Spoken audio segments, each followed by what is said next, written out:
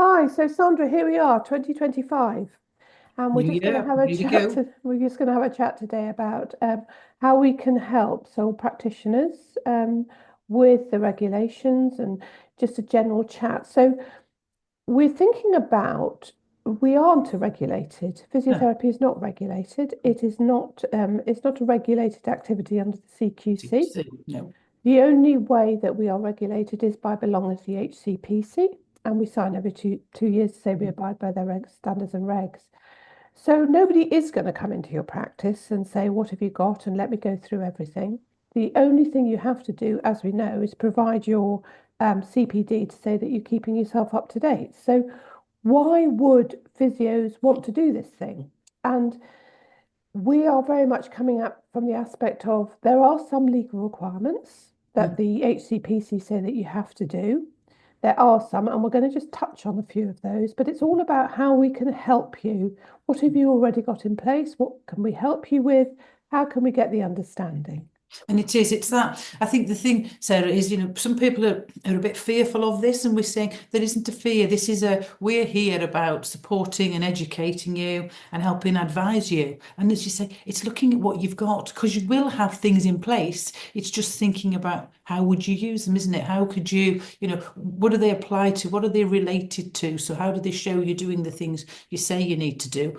And as we've said, as a self-employed practitioner, it's quite different to being a bigger clinic or an organisation where the Absolutely. CQC could come and see you because you may be doing a regulated activity. But as a sole practitioner, the chances are you probably aren't doing so.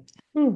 So I think it's things, when I think of things, one of the first things that really comes to mind for me, and certainly there's been a lot around this, particularly in the last set of HCPC standards, is the equality, diversity and inclusion piece.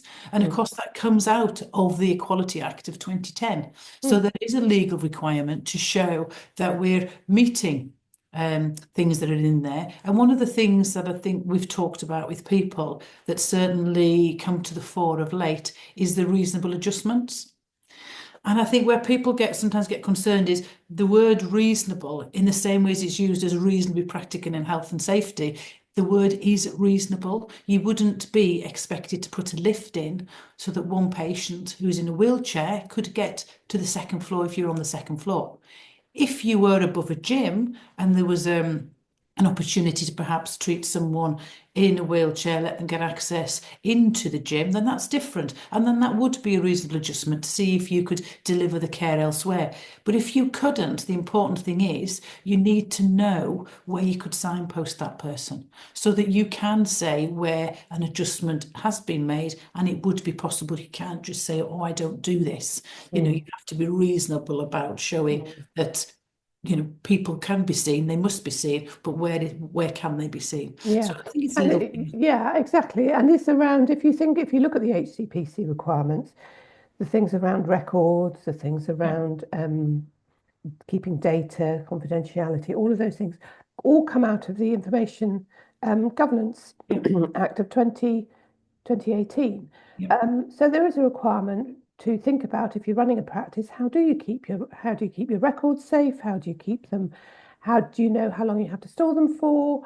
All of those sorts of things. And we're really about um, helping all those physios out there to understand what the requirements are under the HCPC. So we cover things like safeguarding, managing complaints, documentation, all of those things, so that you have an awareness of them, so that you actually know what is required, and then you can fulfill those requirements yourself. You've And probably if got a lot of things already in place, yeah, but we're and we're here to help. We're here to educate and help those physios understand.